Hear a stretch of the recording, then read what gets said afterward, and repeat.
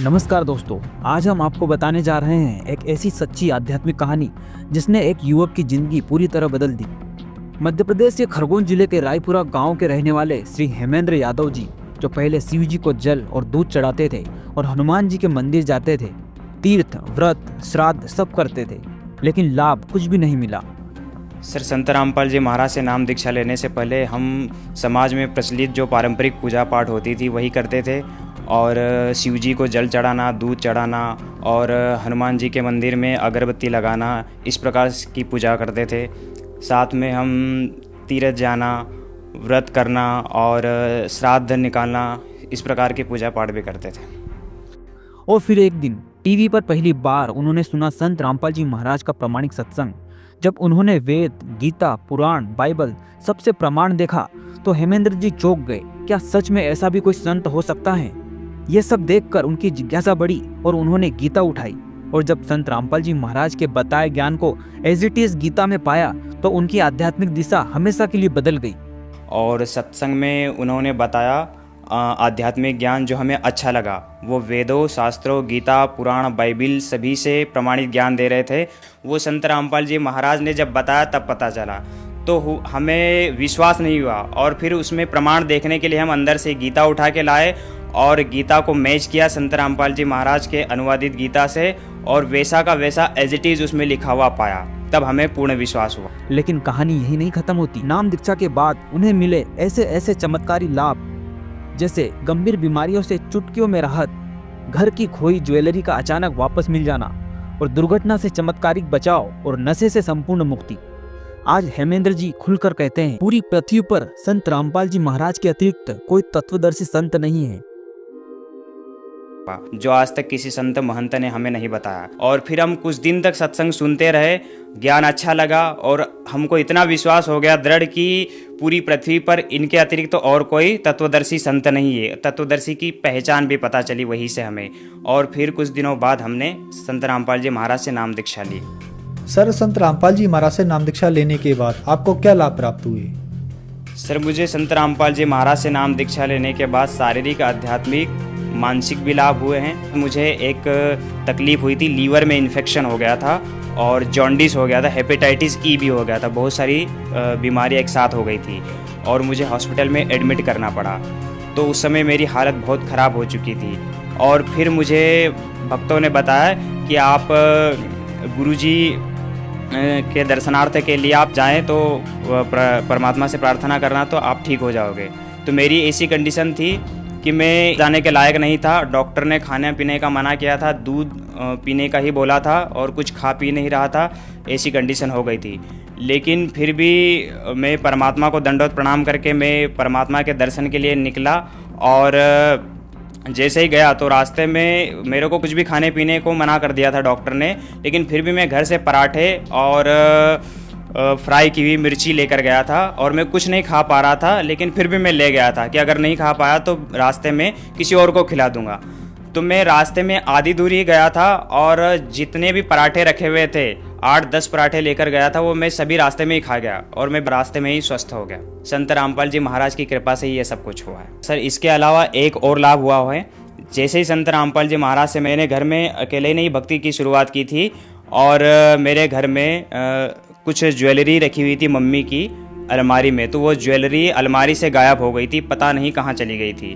तो सबने घर में ढूंढा, पहले मम्मी ने देखा तो उन्हें नहीं मिली। पूरी अलमारी को उन्होंने खोला, उसमें जितना भी सामान था बाहर निकाला, लेकिन कुछ नहीं मिला उन्हें वहाँ पे। फिर मेरा भाई गया, उसने भी देखा, पापा गए, उन्होंने भी देखा, सारा सामान बाहर रख दिया, कुछ नहीं मिला उन्हें और मम्मी रोने लगी। तो मुझे विश्वास था संत रामपाल जी महाराज पर। मैं भक्तों के अनुभव सुनता था, सब भक्त बताते थे किसी को बीमारी में लाभ हुआ है, किसी की चोरी की चीज़ें वापस आ गई है और किसी को कोई आध्यात्मिक लाभ हुआ है। तो ऐसे कई प्रकार के अनुभव मैंने सुने थे।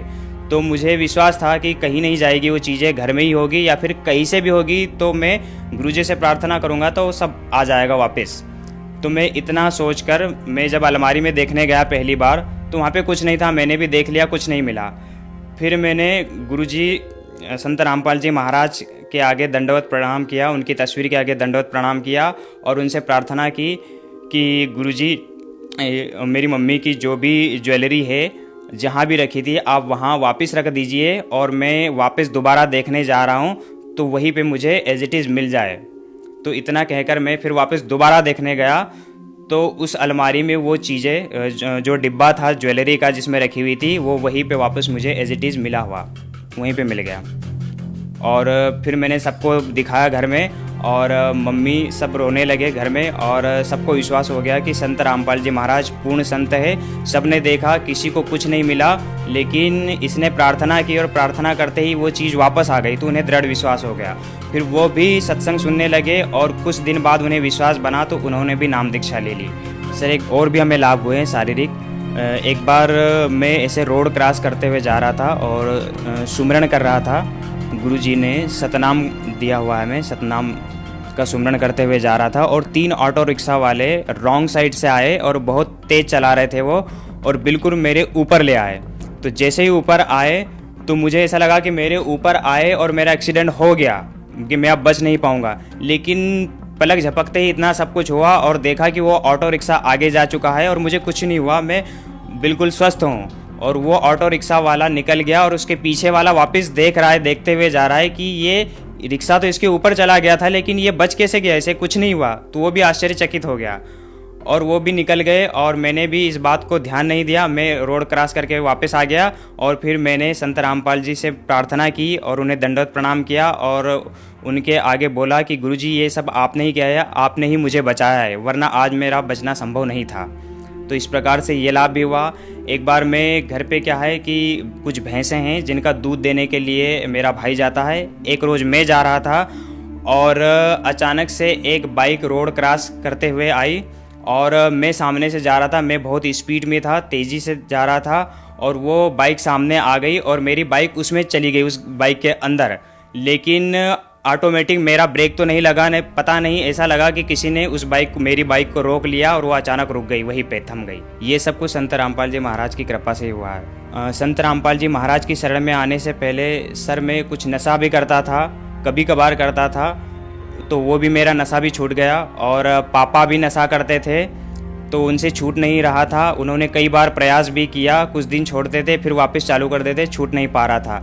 लेकिन संत रामपाल जी महाराज का ज्ञान सत्संग सुना तो कुछ ही दिनों में बिना नाम दीक्षा लिए ही, सत्संग सुनने से ही समाप्त हो गया नशा। बिल्कुल कभी याद भी नहीं उन्हें आया और अब बिल्कुल वो स्वस्थ है, उन्हें कोई भी बीमारी नहीं है।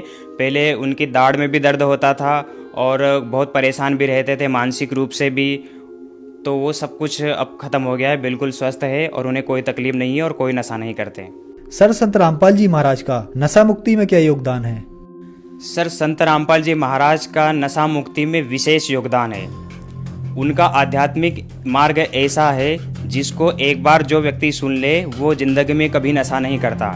कुछ ही दिनों में नाम दीक्षा लेने से उसका नशा छूट जाता है। कुछ भक्तों के तो नाम दीक्षा लेने से पहले ज्ञान सुनते सुनते ही समाप्त हो जाता है नशा, क्योंकि उनके शब्द में शक्ति है।